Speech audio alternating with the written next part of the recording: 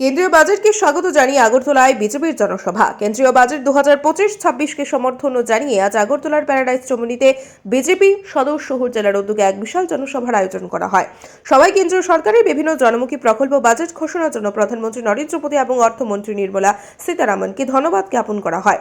উক্ত জনসভায় উপস্থিত ছিলেন বিজেপির রাজ্য সভাপতি রাজু ভট্টাচার্য, রাজ্য সহ সভাপতি সুবল ভৌমিক, সদর শহর জেলার সভাপতি অসীম সাহা সহ অন্যান্য বিজেপি নেতৃত্ববৃন্দ। বক্তারা তাদের বক্তব্যে বলেন, এবারের বাজেট দেশের অর্থনৈতিক প্রবৃদ্ধিকে আরও ত্বরান্বিত করবে এবং সাধারণ মানুষের জীবনযাত্রার উন্নয়নে গুরুত্বপূর্ণ ভূমিকা রাখবে। বক্তারা আরও উল্লেখ করেন, বাজেটে পরিকাঠামো উন্নয়ন, যুব কর্মসংস্থান, কৃষি খাতের বিকাশ এবং সামাজিক সুরক্ষার উপর বিশেষ জোর দেওয়া হয়েছে।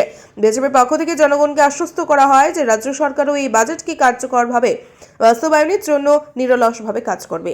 এদিনের সভায় বিপুল সংখ্যক কর্মী সমর্থক উপস্থিত ছিলেন এবং তারা প্রধানমন্ত্রী মোদীর নেতৃত্বে দেশের উন্নয়নমুখী অগ্রযাত্রার প্রতি পূর্ণ সমর্থন জানান।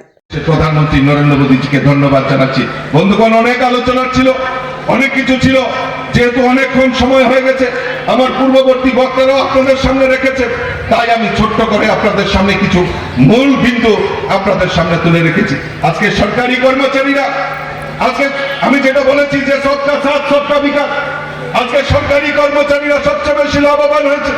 যে 12 লক্ষ টাকা পর্যন্ত যারা আয়কর, আজকে 12 লক্ষ টাকা পর্যন্ত আয়কর দিতে হবে না, সেটা আমাদের দেশের যশস্বী প্রধানমন্ত্রী আমাদের ভারতবর্ষী সার্ভিসকে আমাদেরকে উপহার সেটা দিয়েছেন।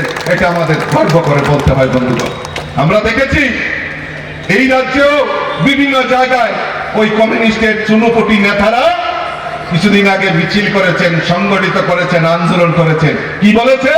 যে এই বাজেট নাকি ভুয়া, এই বাজেট নাকি ফেক, এই বাজেটে সেখানে ত্রিপুরার জন্য প্রভিশন রাখা হয়নি। আমি প্রশ্ন রাখতে চাই ওই চুনোপুটি নেতাকে, যে এত পদার্থ কেমনে হন আপনারা? আপনারা তো শিক্ষিত বলে আপনারা চালিয়ে দেন। এত পদার্থ আর এত যে মূর্খ আমরা জানা ছিল না। কারণ এই বাজেট কেন্দ্রীয় বাজেট, আর ত্রিপুরার বাজেট আর কিছুদিন পরে রাখা হবে। তো ত্রিপুরার বাজেট আর কেন্দ্রীয় বাজেটের পার্থক্য বুঝে না উনারা আসছেন রাজনীতি করতে, উনারা রাস্তায় দাঁড়িয়ে মানুষকে বিভ্রান্ত করেন। ওই সমস্ত চুনোপুটিদেরকে আমাদের চিহ্নিত করতে হবে। বন্ধুগণ, এদিকে আগরতলার মুখে মিছিল করবে আর গিয়ে বলবে মাইকে যে ত্রিপুরা রাজ্যে গণতন্ত্র নেই, ত্রিপুরা রাজ্যে আইনের শাসন নেই। আপনারা বলুন তো বন্ধুগণ, যে এত বড় এতগুলি মিছিল হয়েছে, চাহে কংগ্রেস হোক, চাহে সিপিএম হোক বা অন্যান্য দল, এই আগরতলার বুকে মিছিল করে, একবারও কি কোনো মিছিলে কোনো অঘটন ঘটেছে? কোন ঘটেছে? ওই তারার নেতারা গিয়ে বলে ত্রিপুরা রাজ্যে আইনের শাসন নেই, ত্রিপুরা রাজ্যে গণতন্ত্র নেই। আর এই গণতন্ত্র বেশি দোলাই দেবেন না। আমরা ভুলে যাই ভারতীয় জনতা পার্টির কার্যকর্তারা 2018 নির্বাচনের আগে আমাদের ভারতীয় জনতা পার্টির 11 জন কার্যকর্তাকে খুন করেছেন। আমাদের বহু রাজনৈতিক নেতার উপর আপনারা অকথ্য মামলা আপনারা নিক্ষেপ করেছেন। আমরা ভুলে গেছি? আমরা ভুলে যাইনি। আমরা গণতন্ত্রে বিশ্বাস করি, আমরা সন্ত্রাসে বিশ্বাস করি না। গত কিছুদিন আগে আমি গিয়েছিলাম দক্ষিণ ত্রিপুরায়, উজান দুধপুরে, দেখে এসছি আপনারা তৈরি করে রেখেছিলেন, বড় গর্ত তৈরি করে রেখেছিলেন যে এত লাশ হবে বিজেপির, এই লাশগুলি কোথায় নেবেন? সেখানে কবর দেবেন, খোয়াই নদীতে রক্ত ভাসবে, আপনাদের বক্তব্য রেখেছিলেন।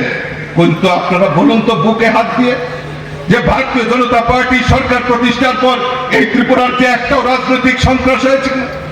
এই রাজ্যে কোথাও এত বড় 2023-এর বিধানসভা নির্বাচন, 2024-এ লোকসভা নির্বাচন, 2024-এ পঞ্চায়েত নির্বাচন, একটাও রাজনৈতিক সন্ত্রাস হয়েছে কিনা? একটাও রাজনৈতিক সন্ত্রাস হয়নি। কারণ ভারতীয় জনতা পার্টির কার্যকর্তারা ধৈর্যশীল কার্যকর্তা, ভারতীয় জনতা পার্টির কার্যকর্তারা অনুশাসনের কার্যকর্তা, অনুশাসনকে মান্যতা দিয়ে তারা ভারতীয় জনতা পার্টির সংগঠনের শক্তিশালী করার লক্ষ্যে রয়েছে।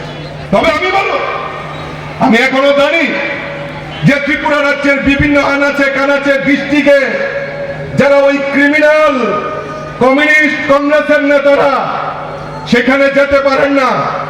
কারণ মানুষের সঙ্গে প্রতারণা করেছেন, চিট ফান্ডের নামে প্রতারণা করেছেন, মানুষকে হুমকি ধমকি দিয়েছেন, চাঁদাবাজি করেছে তারা এখন